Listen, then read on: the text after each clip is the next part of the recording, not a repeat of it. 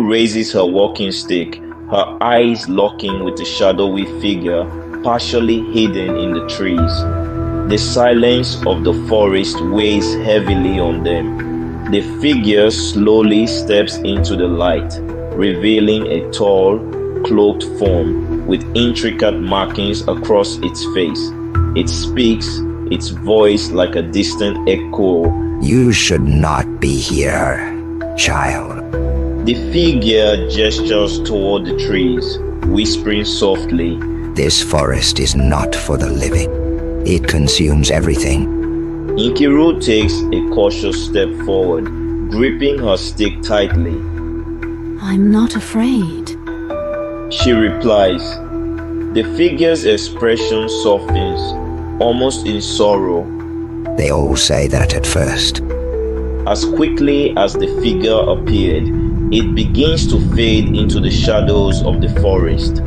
Nkiru, startled, shouts. Wait. But the figure vanishes completely, leaving only the eerie silence behind. The wind begins to pick up, and whispers fill the air around her, their source unknown. Nkiru continues her journey deeper into the forest, determined to uncover its secrets. Along the way, she stumbles upon a torn piece of cloth hanging from a tree branch. Nearby, she finds a rusted metal object, half buried in the dirt, a weapon, perhaps, from someone who never returned. As she examines the strange objects, the whispers return, growing louder and louder until they seem to be swirling around her. Nkiru closes her eyes, trying to shut them out, but they persist, speaking directly to her mind. Turn back.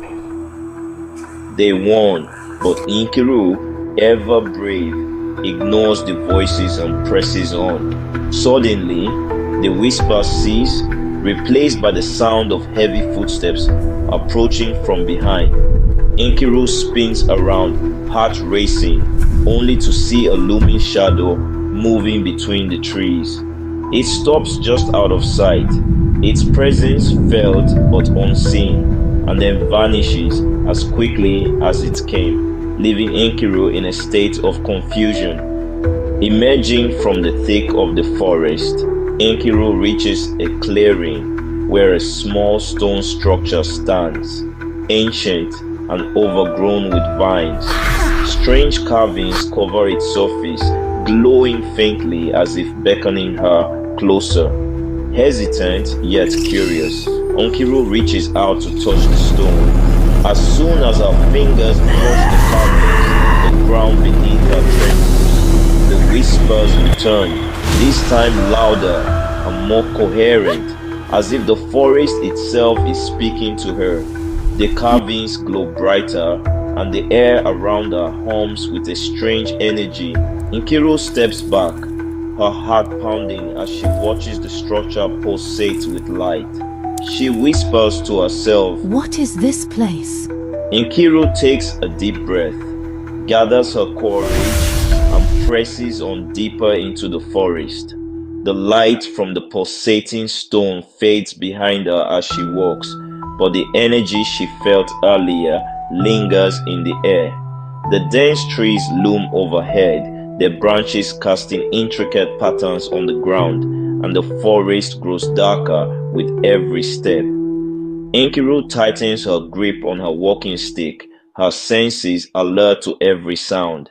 As Nkiru ventures further into the forest, she stumbles upon scattered relics, old, weathered tools, and broken pottery half buried in the earth. The relics bear the same strange carvings she saw on the stone structure, indicating the remnants of an ancient civilization. She crouches down to examine them, her mind racing with thoughts of who or what once lived here. Out of the corner of her eye, Nkiru notices shadows darting between the trees. She whips her head around, but there's nothing there. Her heart quickens and her breaths grow shallow.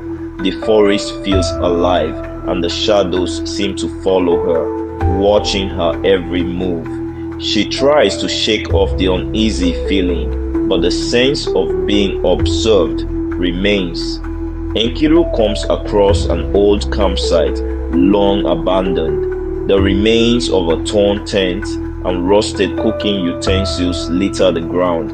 Nearby, a skeleton, partially hidden by overgrown foliage, lies forgotten. The sight chills her to the bone, but instead of retreating, she feels a surge of determination. She mutters to herself, I've come too far to turn back now. As Enkiru moves away from the campsite, she notices an old, weathered path leading deeper into the forest.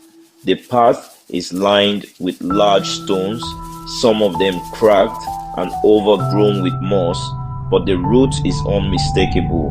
The ancient path seems to beckon her forward, and though a sense of unease fills her, she knows this is the way to uncover the truth. At the end of the ancient path, Enkiru finds herself standing before a large stone door embedded in a hillside. The door is covered in the same glowing carvings she saw before, but this time they are even more intricate, more alive. The whispers that haunted her journey now grow louder, seemingly coming from behind the door. Enkiru takes a deep breath, steeling herself for whatever lies ahead.